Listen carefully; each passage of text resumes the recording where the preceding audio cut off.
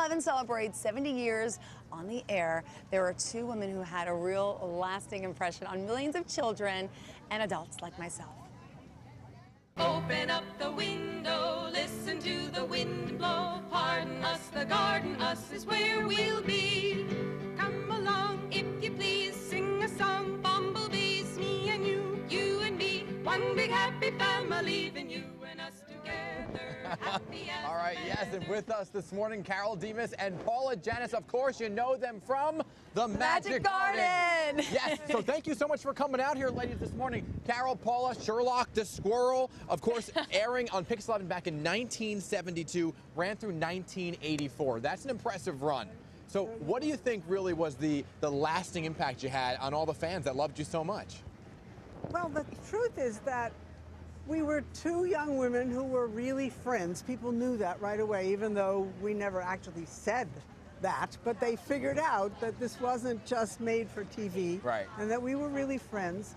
And we would get into ridiculous situations and just laugh and have a good time and sing songs and tell stories. It was very easy to be friends with us. And Carole, you came together since high school. Wow. And we were teachers in Brooklyn together. So and you haven't gotten tired of each other? Not for 1 minute. And you were cast to host a show, but then you pitched the idea of the two of y'all working together?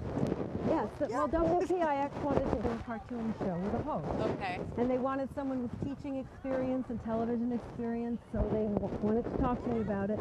And Paula and I had been teaching together, and we had so much experience singing and telling stories to kids and working with them in the school in Brooklyn where we taught. So we just thought, let's do this. I said, but I have a friend, and we could do something more interesting than a cartoon show where I had the moxie. I wanted a job, but I thought, really, my heart was in that. Yeah.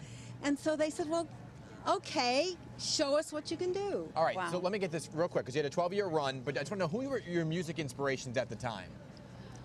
Well, mostly folk singers for me. Julia Jill, Theodore Bickel. Right. Yeah, she knew the esoteric ones. Yeah. I knew the sort of pop crossover ones like Joni Mitchell and Judy Collins and Joan Baez. Right, and my father sang in a glee club. Oh, wow. And then from the time I was a little girl, those men's voices filling a big space were huge, just raised hackles. I didn't know what it was about then, but I found out when I got older. You two are very talented. I grew up watching you. I had to quit dance school just to watch you because my mom wouldn't buy me a VCR. So I had to make a decision. Do I stay home to watch you or go to dance? And I chose you. Thank you. Oh, and I still do. Knowing how important dance lessons are, I'm really I took them later in life, don't worry. But we apologize. We got to move on right now. But we are really excited to know that you will be performing later on the show. So please make sure you all tune in and check in. Maybe Sherlock the Squirrel will be showing up. I'm not sure. And tomorrow, don't forget, they're actually part of our 70th anniversary special at 2 p.m. Yes. WPIX will actually air 2 episodes of the Magic Garden, which people have not seen in decades. So stick around tomorrow at 2 p.m. for that, and they'll be performing in the 8 o'clock hour. Yeah, and I'm